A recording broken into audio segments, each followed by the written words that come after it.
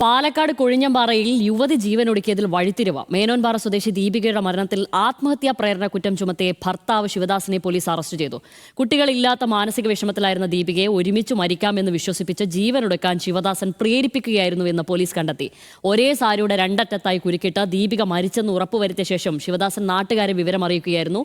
ഭാര്യയ്ക്ക് അപസ്മാരമുണ്ടെന്നാണ് ശിവദാസൻ തെറ്റിദ്ധരിപ്പിച്ചതെന്ന് നാട്ടുകാരും പറയുന്നു. ആദ്യം പ്രതികരണം കേൾക്കാം.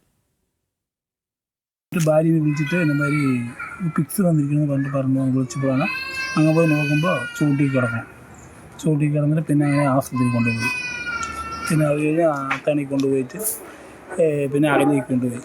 പിന്നെ ഡോക്ടർ പറഞ്ഞപ്പോഴാണ് ഇങ്ങനെ പറഞ്ഞത് ഇന്നമാതിരി രണ്ടാളും കൂടി ചെയ്തതാണെന്ന് പറഞ്ഞിട്ട് പറഞ്ഞത്. സത്യം പറഞ്ഞാൽ അങ്ങനെ തോന്നിയില്ല. പെട്ടെന്ന് ഇങ്ങനെ ചെയ്തു എന്നുള്ളത് പിന്നെയാണ് പോലീസ് വന്ന ശേഷമാണ് നമുക്ക് ഇവിടെ മുകളിൽ വെട്ടിത്തൂങ്ങി സാരി കിടക്കുന്നത് കണ്ടത്. സച്ചിൻ വള്ളിക്കാടാണ് വിവരങ്ങളുമായി ചേർന്നത്. സച്ചിൻ, ഈ പങ്കാളിയുടെ ക്രിമിനൽ ബുദ്ധി മനസ്സിലാക്കാൻ എന്തായാലും ദീപികയ്ക്ക് കഴിഞ്ഞില്ല. പോലീസ് എങ്ങനെയാണ് ഈ തരത്തിലുള്ള ഒരു നിഗമനത്തിലേക്കും കണ്ടെത്തലിലേക്കും ഈ സാഹചര്യത്തിൽ എത്തിച്ചേർന്നത്?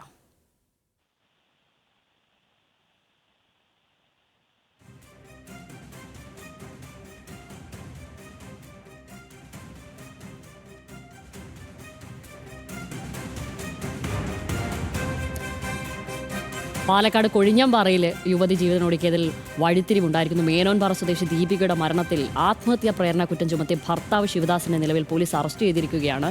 കുട്ടികളില്ലാത്ത മാനസിക വിഷമത്തിലായിരുന്ന ദീപികയെ ഒരുമിച്ച് മരിക്കാമെന്ന് വിശ്വസിപ്പിച്ച് ജീവനൊടുക്കാൻ ശിവദാസൻ പ്രേരിപ്പിക്കുകയായിരുന്നുവെന്ന് പോലീസ് കണ്ടെത്തി. ഒരേ സാരിയുടെ രണ്ടറ്റത്തായി കുരുക്കിട്ട് ദീപിക മരിച്ചെന്ന് ഉറപ്പുവരുത്തിയ ശേഷം ശിവദാസൻ നാട്ടുകാരെ വിവരമറിയിക്കുകയായിരുന്നു എന്നാണ് ലഭിക്കുന്ന വിവരം. സച്ചിൻ വള്ളിക്കാടാണ് വാർത്തയുടെ വിശദാംശങ്ങളുമായി ചേരുന്നത്. സച്ചിൻ, ഈ നിർണായക കണ്ടെത്തലിലേക്ക് പോലീസ് എങ്ങനെയാണ് എത്തിച്ചേർന്നത്?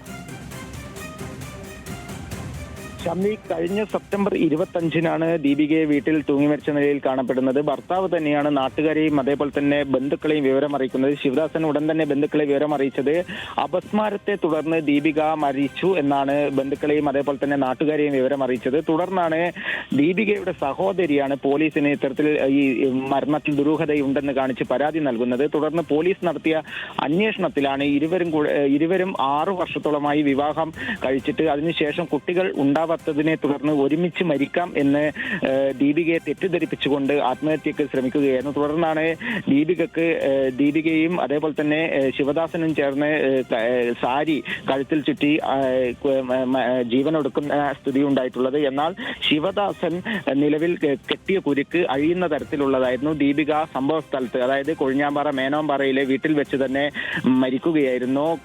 പാലക്കാട് കോട്ടായി സ്വദേശിയായ ശിവദാസനെയാണ് കഴിഞ്ഞ ദിവസം കൊഴിഞ്ഞാമ്പാറ പോലീസ് അറസ്റ്റ് ചെയ്ത് റിമാൻഡ് ചെയ്തിരിക്കുന്നത്. പ്രധാനമായും കണ്ടെത്തിയിരിക്കുന്നത് ഇത്തരത്തിൽ ഒരു ക്രിമിനൽ പശ്ചാത്തലത്തോടുകൂടെയുള്ള നീക്കമായിരുന്നു ശിവദാസന്റെ ഭാഗത്തു നിന്നും ഉണ്ടായിട്ടുള്ളത്. ദീപികയെ ഒഴിവാക്കാനായിരുന്നു ഇത്തരത്തിലൊരു നീക്കം നടന്നിട്ടുള്ളത്. സെപ്റ്റംബർ 25-നാണ് ഇത്തരത്തിൽ ദീപിക മരിക്കുന്നത്. തുടർന്ന് ദീപിക പരിക്കുകളോടെ ആശുപത്രിയിലേക്ക് പ്രവേശിപ്പിക്കുന്നത്. 27-നാണ് ദീപിക മരിക്കുന്നത്. തുടർന്നാണ് പോലീസിന്റെ ഭാഗത്തു നിന്നും കൃത്യമായ അന്വേഷണം നടത്തിയത്. അതിൽ ഇപ്പോൾ ഭർത്താവ് ശിവദാസനെ പോലീസ് അറസ്റ്റ് ചെയ്ത് റിമാൻഡ് ചെയ്തിരിക്കുകയാണ്. ഷാംലി, ശരി, സച്ചിനാണ് വിവരങ്ങൾ നൽകിയത്.